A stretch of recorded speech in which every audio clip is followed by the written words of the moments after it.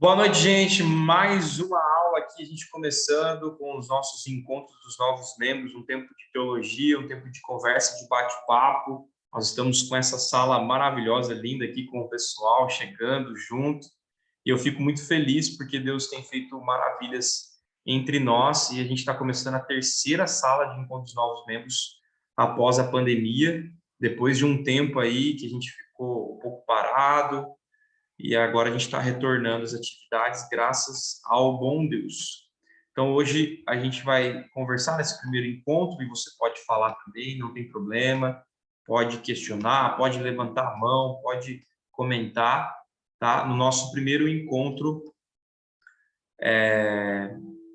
dos novos membros, tá bom? Algumas coisas antes da gente começar. Meu nome é Diego, né? Eu sou pastor auxiliar aqui da Igreja Presbiteriana do Jardim Augusta. E com esses encontros de novos membros, nós temos 13 encontros mais ou menos, tá bom? Então, o público nosso basicamente é aqueles que querem conhecer mais da Igreja Presbiteriana do Brasil, conhecer mais sobre doutrina reformada, conhecer mais os símbolos da nossa igreja, confissão de fé, Bíblia, teologia bíblica. Então, são 13 encontros trazendo uma perspectiva bem bíblica mesmo, questões de fé, oração, diálogo com Deus, disciplina, devocional, história da igreja, dentre outras questões, entre outros encontros que a gente vai debater aqui com cada um de vocês. Totalmente aberto, gente, para vocês participar com a gente, tá bom? Então, vocês que estão participando aqui na sala do Zoom, pode questionar, pode perguntar. Ah, Diego, tem vergonha porque você está gravando. Não tem problema. Você pode falar, e se você quiser que eu tire na hora da gravação, eu tiro, eu edito o vídeo e subo no YouTube para o pessoal das outras que não consegue participar nesse horário, para eles poderem participar também. Então, nós temos aí um grupo aí de pessoas que são de igreja, são cristãos, pessoas que acabaram de se converter, batismo, profissão de fé, membros antigos que querem conhecer um pouquinho mais a doutrina, quer dar uma repaginada, dar uma olhada naquilo que viu há muito tempo, e aí a gente vai bater esse papo bem legal junto com vocês, e eu espero que Deus abençoe muito a nossa vida, tá bom? Eu vou iniciar então nesse nosso primeiro encontro com uma oração, e depois a gente vai bater um papo nesse primeiro encontro na questão da confissão de Pedro, tá bom? Vamos orar? Deus, obrigado, Pai, pela oportunidade de poder trazer o Teu Evangelho, na discussão, o Teu Evangelho sobre nós, para podermos aprender um pouco mais, para podermos entender um pouco mais daquilo que o Senhor tem para as nossas vidas, ó Deus. Coloca no nosso coração esse Evangelho do Reino, o Evangelho de Jesus, ó Pai, as boas novas do Evangelho, onde nós vivíamos em rebelião contra o Senhor e hoje nós temos a salvação que vem de Cristo Jesus, nós temos o Espírito Santo que habita em nós e que aponta para a obra redentiva de Jesus. Ó Pai, obrigado, Senhor Deus. Nós pedimos por isso e nesse nosso encontro possamos, ó Deus, debater, conversar, colocar posições que eleve o seu nome, ó Deus. Nós pedimos por isso. Cuida de nós, em nome de Jesus que nós oramos. Amém. Gente, hoje eu separei para vocês esse primeiro encontro. Está todo mundo me ouvindo? Está todo mundo vendo o slide? Eu peço que alguém dê um joinha aí, fale alguma coisa, se está tudo certo para vocês, se vocês têm alguma dúvida nesse início de encontro. Tudo certo. Tudo certo? Estão me ouvindo bem? Está tudo tranquilo? O microfone está bom, a imagem está boa, o slide está chegando? Então, beleza. Então, a gente vai continuar. Então, lembrando... Oi, pode falar. Alguém falou alguma coisa? Não, pode ir. Então, beleza. Então. Obrigado, gente. Então, gente, o que vocês quiserem colocar, pode levantar a mão, pode falar, que eu estou ouvindo vocês também aqui, tá certo? Então, hoje nós vamos começar com a confissão de Pedro. Então, eu peço que vocês abram a Bíblia de vocês, lembrem-se disso, sempre ter Bíblia ao lado de vocês, um caderninho ou alguma folha que seja possível você anotar. Então, antes, aí eu vou dar esse tempinho para vocês pegarem a Bíblia de vocês e tal. Vou colocar a minha imagenzinha de lado para não ficar em cima do texto. Tá bom? Então, aí vocês peguem a Bíblia de vocês para acompanhar a leitura. Eu coloquei no slide aqui também, mas se vocês puderem deixar a Bíblia de vocês de lado, seria interessante, porque aí você consegue anotar alguma coisa, algo desse tipo. Tô tentando tirar essa parte aqui, mas não estou conseguindo. Vamos ver se sai sozinho com o tempo. Então vamos lá, o texto de Mateus 16, do versículo 13 até o versículo 16, diz assim: Indo Jesus para os lados de Cesareia de Filipe, perguntou a seus discípulos: Quem diz o povo ser o Filho do Homem? E eles responderam: Uns dizem João Batista, outros Elias, e outros Jeremias, ou algum dos profetas. Mas vós, continuou ele, quem dizes que eu sou? Respondendo Simão Pedro, disse: Tu és o Cristo, o Filho do Deus vivo. Queridos, essa confissão de Pedro é uma confissão extraordinária. Deus é um Deus que responde, e nessa confissão nós encontramos essa verdade bíblica para o nosso coração. E ela é muito importante para a gente, porque eu creio que seja uma das bases da fé cristã. Mas eu quero trabalhar um pouquinho esse texto com vocês, na própria perspectiva do texto aqui, nesses 4 versículos bem pequenos e curtos em relação à vida cristã, no início da vida cristã. Todos nós sabemos que o marco da vinda de Jesus é o nascimento, a sua vida, a sua obra e a sua morte e a sua ressurreição. Nós somos chamados cristãos porque nós seguimos a Jesus, porque nós somos dados como pequenos cristos, porque nós temos um discipulado com Jesus. Então, quando nós encontramos um texto como esse, de Mateus, um discípulo de Jesus, ele está trazendo aqui uma perspectiva que Jesus caminhava por vários lugares, e nesse início ele está falando aqui, olha, Jesus indo para os lados de Cesareia de Filipe, perguntou aos seus discípulos. É interessante que por vários momentos da vida de Jesus, a ideia de perguntas, de questionamentos, sempre veio à tona, sempre vieram à tona. Jesus perguntava, questionava, trazia dúvidas. Por quê? Porque pergunta sempre é bom. Eu lembro de um professor da minha faculdade que ele falava assim, que mais vale uma boa pergunta do que 1000 respostas prontas. E é verdade, mais vale do que boas perguntas, bons questionamentos, boas críticas, boas posições, bons levantar de dúvidas para que a gente chegue em alguma posição. Então, nesse primeiro encontro de Jesus com seus discípulos, nessa primeira pergunta de Jesus com seus discípulos, ele traz uma questão um pouco mais abrangente, um pouco mais geral. Ele vai dizer: quem diz o povo ser o filho do homem? Esse termo do filho do homem, ele é cunhado há muito tempo na história, desde o início, dizendo essa ideia do filho do homem, o filho de José. Então, trazendo essa perspectiva de que Jesus, ele era 100% homem e 100% Deus. Por muito tempo na história, no início dos séculos, isso foi questionado. Jesus era 100% homem ou ele era 100% Deus? Existia a possibilidade dessas duas naturezas. Então, vieram vários concílios, vários questionamentos da própria igreja, depois do século I, segundo, terceiro, homens piedosos levantaram essa questão: será que Jesus era homem? Será que Jesus era Deus? Será que apenas que Jesus parecia com Deus, mas não era Deus? Será que Jesus só se encarnou numa imagem imagem de um homem, mas ele não era homem? Então, essa questão foi levantada. Então, hora ou outra, nós encontramos no Evangelho de Mateus, de Marcos, de Lucas, de João, essa frase, essa posição de filho do homem, realmente reafirmando, colocando que Jesus, sim, ele era filho do homem, ele era filho de José, ele veio, sim, também como 100% homem. Esse é um dos mistérios divinos, esse é um dos mistérios de Cristo Jesus, que ele era 100% homem e 100% Deus. E aqui já tem uma aplicação legal para a gente. Sendo ele 100% homem ele passou, há um texto na Bíblia que diz que ele passou por todas as tentações que nós passamos. Ele sendo 100% homem, ele passou pelas dificuldades que eu e você passamos de segunda a segunda. Ele passou pela dor, pela tristeza, pelo cansaço físico, pelos problemas da sociedade, pelas doenças e enfermidades. Ele passou por tudo isso, ele encontrou tudo isso. Então, esse Jesus, totalmente homem, totalmente Deus, se levanta para os seus e pergunta: quem diz o povo ser o Filho do Homem?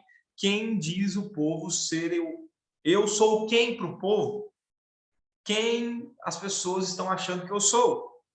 E no versículo 14 nós encontramos uma das respostas que os discípulos conseguem dar para Jesus. E eles dizem assim: olha, Jesus, uns dizem que o Senhor é João Batista, outros estão falando que o Senhor é Elias, e outros estão falando que o Senhor talvez seja até Jeremias ou algum dos profetas. Essa resposta, gente, do versículo 14 é uma resposta muito interessante, porque ela chama atenção para o nosso coração em relação àquilo que nós pensamos sobre Jesus. Eu não sei você, nós temos um público aqui bem variado, de pessoas que já foram da igreja, pessoas que são da igreja, pessoas que estão adentrando a igreja, pessoas que são crentes e que conhecem a Jesus há 30, 40, 50 anos, muito mais tempo do que eu. E então nós temos um público aqui diverso. E talvez esse público que nós temos hoje aqui na nossa sala seja um público parecido com o público que Jesus andava também. Porque você precisa lembrar que o discipulado com Jesus, o ministério de Jesus, era um ministério que andava, que praticava, que havia um avanço. E esse avanço e esse andar de Jesus mostrava as dúvidas, as questões, as diversidades do povo em volta.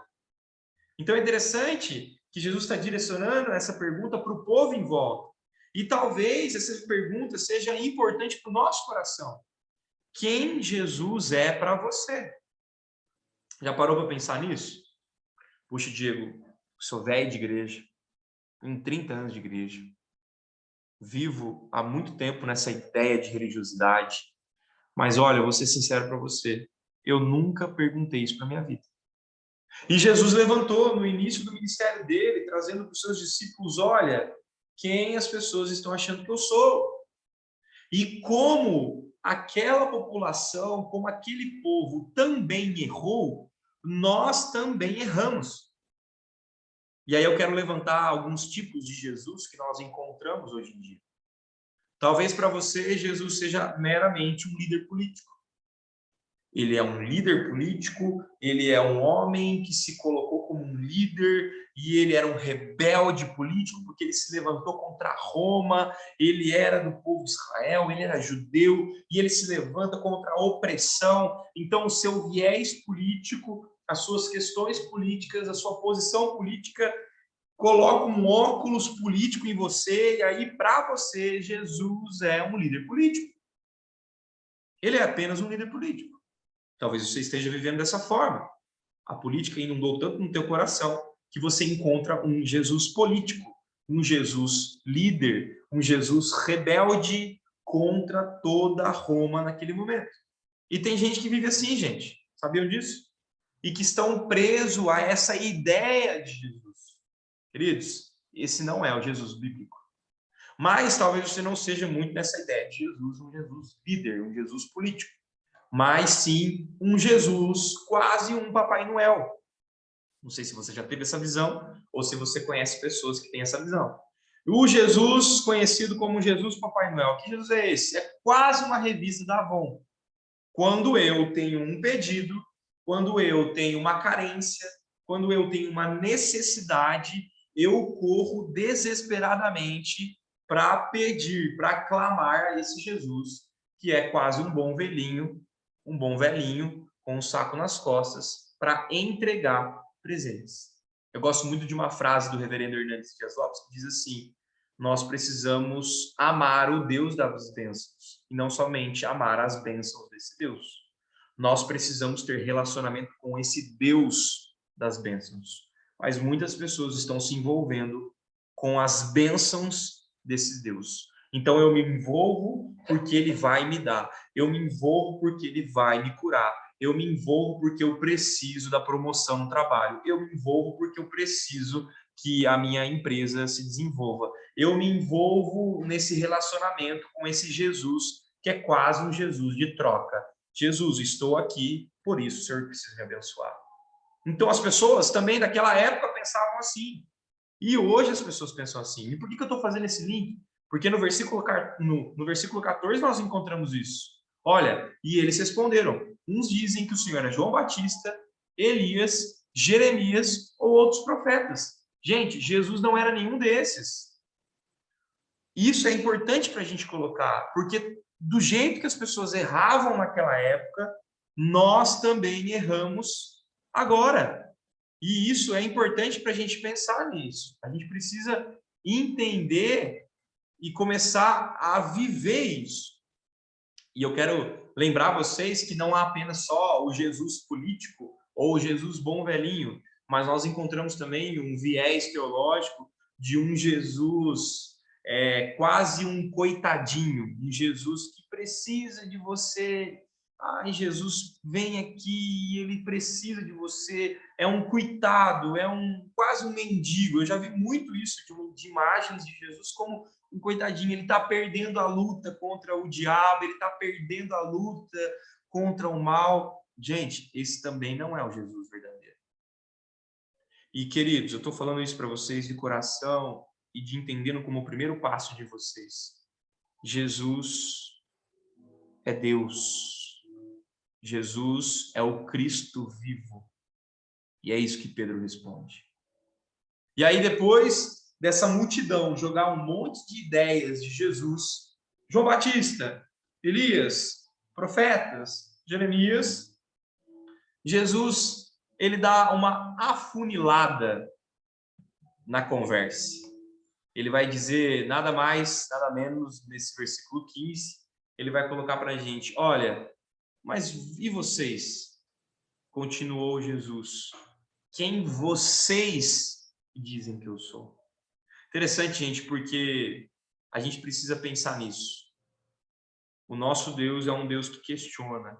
O nosso Deus é um Deus que coloca perguntas e coloca dúvidas em nosso coração, para que eu e você respondamos quem Jesus é. Gente, essa pergunta de Jesus está à raiz do Evangelho. Se você não conseguir responder quem Jesus é para você, ou se você responder que Jesus é meramente um líder político, que Jesus é meramente aquele que eu encontro das 10h30 da noite até as 10h35, se Jesus é aquele bom velhinho que eu corro quando eu preciso de um presente, quando eu preciso de um carro novo, de umas férias novas, se Jesus é esse personagem histórico apenas para você, ele só passou na história, ele só marcou A, C e DC antes de Cristo e depois de Cristo. E Jesus é apenas isso, Diego, para mim. Jesus é apenas uma boa ideia, uma vibe boa. Eu vi muita gente falando isso na faculdade. Jesus é uma vibe boa, é uma ideia interessante, um cosmo, uma força. Se você tem essa visão, queridos, você precisa repensar. E é isso que Jesus está colocando para a gente nesse texto. Repense o seu cristianismo. Repense a sua vida cristã. Repense a sua espiritualidade. Porque não há outro na terra, a não ser Jesus, onde nós precisamos colocar glória e honra. Eu gosto muito do texto de João 14, que vai dizer, né? Jesus é o caminho, a verdade e a vida. Nós temos artigos, não no plural, mas no singular. Jesus é um dos caminhos? Não. Jesus é uma das vidas? Não. Jesus é uma das fontes de vida? Jesus é a única verdade, é uma das verdades? Não. Por isso é importante, gente, a gente tentar responder e a gente colocar como início de caminhada cristã para a gente aqui, essa repaginada na nossa mente. Você que está chegando aqui hoje, que é uma pegada de conversão, que é um entendimento, Diego, eu entendi o Evangelho, eu entendi que sou pecador, eu entendi que estou longe da graça de Deus e por amor de Jesus, eu sou salvo. Que Deus te abençoe nessa caminhada nossa. Que você vá até o fim, respondendo essa pergunta: quem dizes que eu sou? E como uma resposta, uma conclusão extraordinária, Pedro se levanta, né, como aquele que é o portador. Pedro, ele era muito animado, intenso. E ele se levanta, talvez como uma resposta dos outros discípulos. Ele coloca: olha, o Senhor é o Cristo, Filho do Deus vivo. Queridos, para a vida mudar aqui na Terra, você precisa ter a resposta de Pedro como o lema da tua vida. Diego, mas como eu faço isso? No teu trabalho, quando as pessoas perguntarem para você quem manda em você, você vai poder levantar e falar: Cristo, porque ele é filho do Deus vivo. No teu trabalho, quando as pessoas perguntarem para você quem manda na sua família, se é o governo, se é a igreja, se são pastores, se são bispos, se são aquilo, ideologias e questões, e dinheiro, e finança, e luxúria, e prazeres, você vai poder levantar e falar: não, eu conheço Jesus. Ele é o Cristo, o Filho do Deus vivo. A confissão de Pedro precisa estar enraizada na gente. Porque senão você, no decorrer da tua vida, você vai levantar e falar que todas as outras coisas, são bem mais importantes do que o Filho do Deus vivo. Quando Pedro levanta e fala: tu és o Cristo, a ideia de Cristo, a ideia é essa: Cristo é aquele que é escolhido, o ungido, o Messias. Ele é o Cristo, não há de vir mais outro. Esse é o Messias, prometido desde Gênesis, que esmagaria a cabeça da serpente, e ele chegou. Por isso João Batista fala: eis o Cordeiro de Deus que tira o pecado do mundo. No início do livro de João, ele vai dizer: eis o Cordeiro de Deus que tira o pecado do mundo. João Batista nada mais era do que aquele portador de uma mensagem que aponta a outra pessoa. E quando Pedro nos chama aqui a entender esse evangelho de que Cristo, ele é esse Messias, o verdadeiro Messias, aquele que mostra para a gente que nós somos pecadores e que precisamos da graça de Deus, ele está dizendo assim: olha, ele é o Filho de Deus vivo. Ele veio para mudar a situação. E aqui uma rápida contextualização para vocês. Em Gênesis 3 nós encontramos a queda do homem. Deus criou tudo bom. Primeiro, segundo, terceiro, quarto, quinto, sexto dia. Tudo que Deus criou, bom, perfeito. Ele terminava da criação, ele terminava de criar os céus e a terra, ele terminava de criar os animais, ele terminava de criar os vegetais, ele terminava de criar a noite, o dia, ele terminou de criar o homem e a mulher. Ele disse, Deus disse que era bom, tudo perfeito. Queridos, no início não havia pecado, não havia erro, não havia dor de coluna, não havia dor de cabeça, não havia doenças, não havia. E uma das leis que Deus colocou para o homem e para a mulher é uma ordenança: olha, não toque nessa árvore, não coma do fruto do bem e do mal. Não, porque quando vocês comerem, vocês vão morrer. E isso aconteceu. A serpente veio, Gênesis 3, e persuadiu, dizendo: não, e não é isso que Deus quis dizer. Deus não colocou isso. Vocês estão enganados. Não é isso, porque Ele está enganando vocês, porque quando vocês comerem desse fruto, vocês vão ser conhecedores do bem e do mal, e vocês serão como Deus. E eles, enganados, comeram do fruto.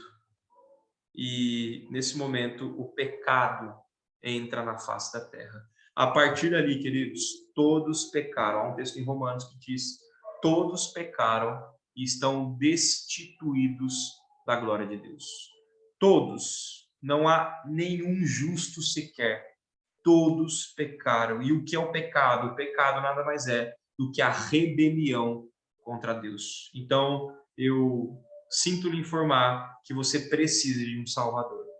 Você precisa de um Salvador. E é perceptível que toda a raça humana, desde o início da história, desde muito tempo, tem buscado salvadores. Então, nós buscamos salvadores na medicina, nós buscamos salvadores no dinheiro, nós buscamos um salvador no amor, em relacionamentos, em saúde, em bem-estar, em conforto. Nós buscamos possibilidades de ser salvos, porque nós precisamos, porque nós temos um buraco, diz Agostinho, né? Que nós temos um buraco no coração do tamanho de Deus e que nada nessa terra pode preencher esse vazio humano.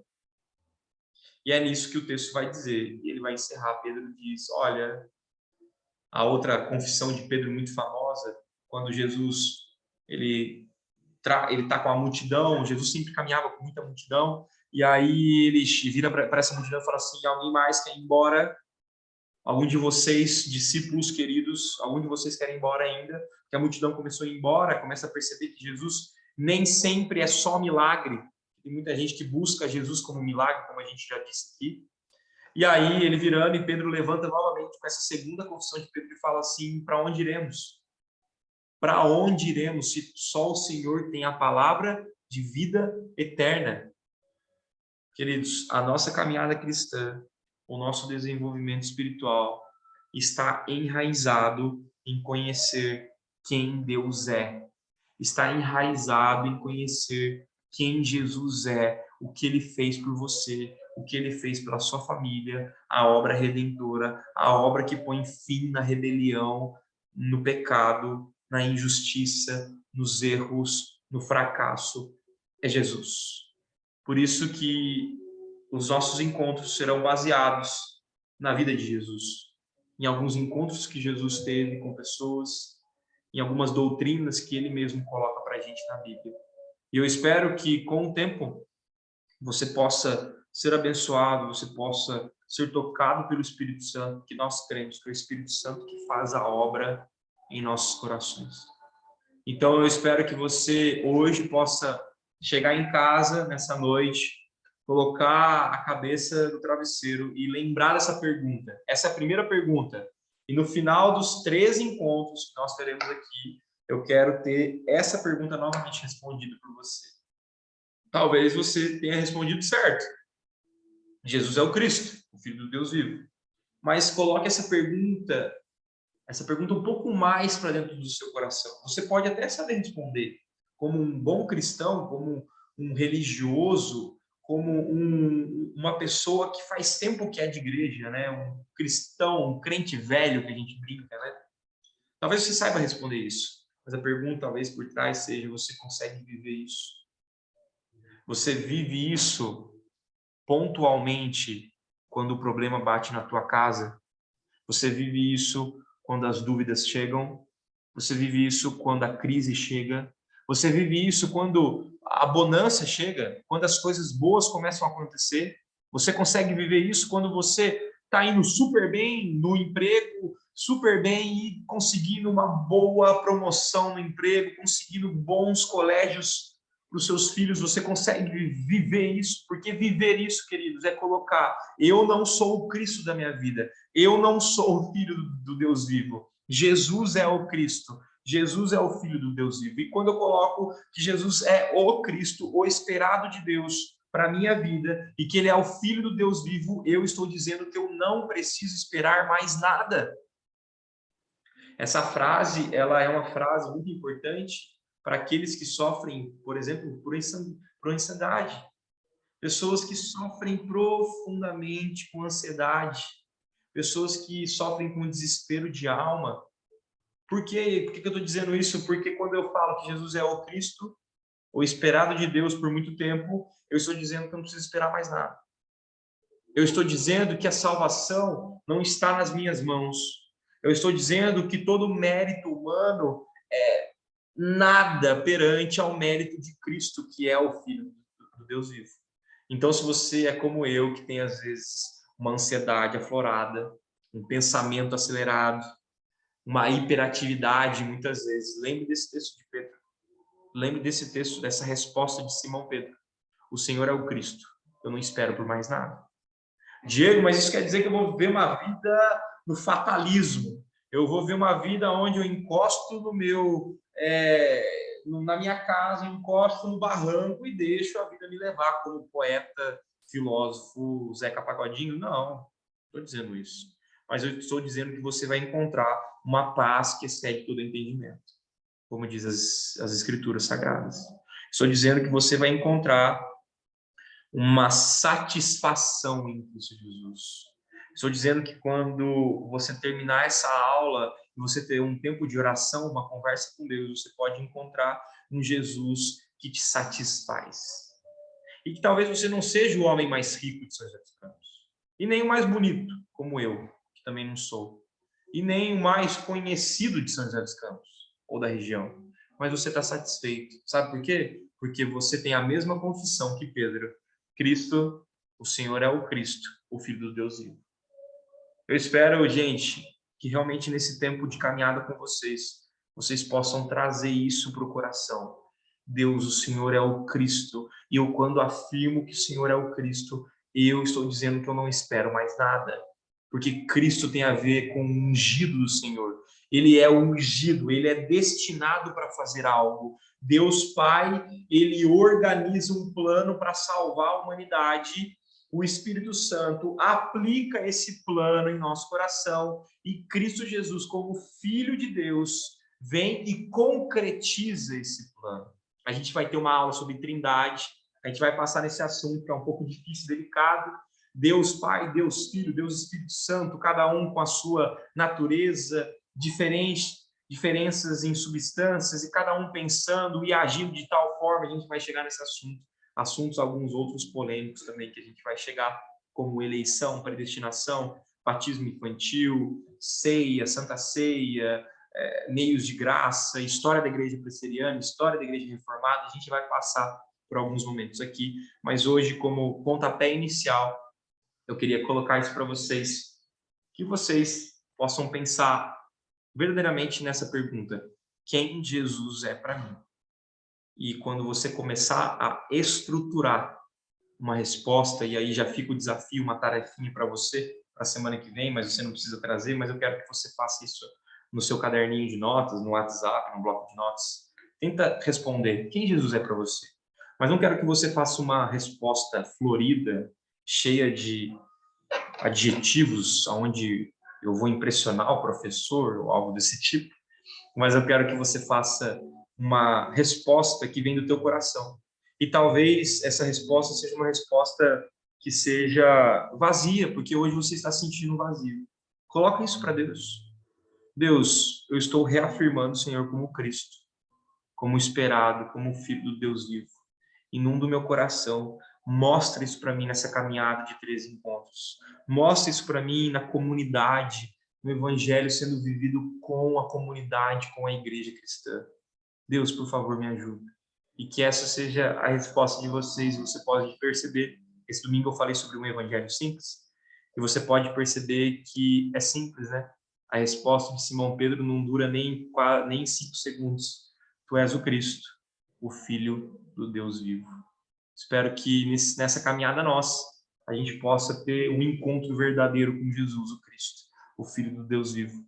E aqueles que estão com, talvez, um pouco desgastado, um pouco cansado, sobrecarregado, que você possa também ter um encontro com Jesus, renovando a tua vida.